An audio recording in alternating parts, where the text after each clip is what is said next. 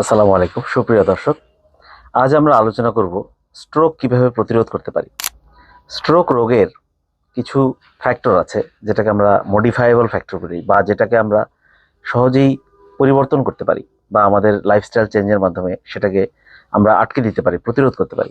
কি কি কারণে স্ট্রোক হয় সেটা জানতে পারলে আমরা বুঝতে পারবো যে স্ট্রোককে কিভাবে প্রতিরোধ করা যায়। স্ট্রোক হওয়ার খুবই গুরুত্বপূর্ণ কারণের মধ্যে অন্যতম হলো উচ্চ রক্তচাপ। আরেকটি কারণ হলো উচ্চ মাত্রার কোলেস্টেরল, রক্তে চর্বির মাত্রা বেশি থাকলে, আনকন্ট্রোল ডায়াবেটিস থাকলে বা সুগার বেশি থাকলে। অনেক ক্ষেত্রে যারা স্মোকিং করেন, ধূমপান করেন, তাদের ক্ষেত্রেও স্ট্রোক হওয়ার ঝুঁকি বেশি থাকে।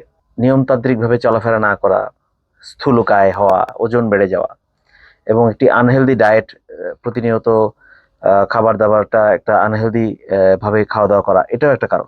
এই কারণগুলো যদি বিশ্লেষণ করি তাহলে প্রথমে আমরা দেখি উচ্চ রক্তচাপ। যদি রক্তচাপকে আমি নিয়ন্ত্রণ করতে পারি এবং নিয়মিত ওষুধ খাই, লবণ কম খাই, রক্তচাপ বাড়ে এমন খাবার কম খাই, তাহলে কিন্তু আমাদের স্ট্রোক প্রতিরোধ করতে পারি। দুই, রক্তে উচ্চমাত্রার কোলেস্টেরল যাদের থাকে তারা যদি চর্বি জাতীয় খাবারগুলো পরিহার করি তাহলে কিন্তু স্ট্রোক থেকে আমরা দূরে থাকতে পারি।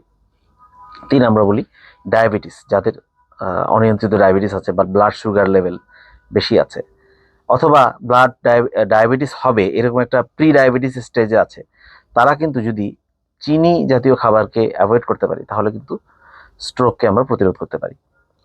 চার, আমরা বলে থাকি যে হেলদি ডায়েট খাওয়া, যে আপনার শাকসবজি ফলমূল বেশি পরিমাণে খাওয়া এবং প্রতিদিন আহ, অবশ্যই কিছু পরিমাণে শাকসবজি ফলমূল আমাদের খাদ্য তালিকায় রাখা। আরেকটি গুরুত্বপূর্ণ কথা হলো নিয়মিত হাঁটা, অ্যাক্টিভ থাকা আমরা বলি যেটাকে, সবসময় প্রতিনিয়ত হাঁটা, ব্যায়াম করা।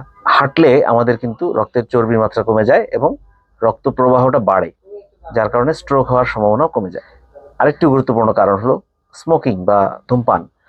ধূমপান পরিহার করা খুবই গুরুত্বপূর্ণ একটি কাজ স্ট্রোক প্রতিরোধ করার জন্য। পাশাপাশি অ্যালকোহল সেবন বা কোনো মাদক সেবন করলেও স্ট্রোকের ঝুঁকি বেড়ে যায়, সেটাও পরিহার করতে পারলে স্ট্রোক থেকে প্রতিরোধ করা যায়। আশা করি স্ট্রোক প্রতিরোধের কারণগুলো আপনারা জানতে পারলেন এবং এই ব্যাপারে আমরা সর্বোচ্চ সতর্ক হব, সচেতন হব এবং এতে করে আমরা স্ট্রোককে প্রতিরোধ করতে পারবো। আসুন সবাই একসাথে স্ট্রোক প্রতিরোধ করি।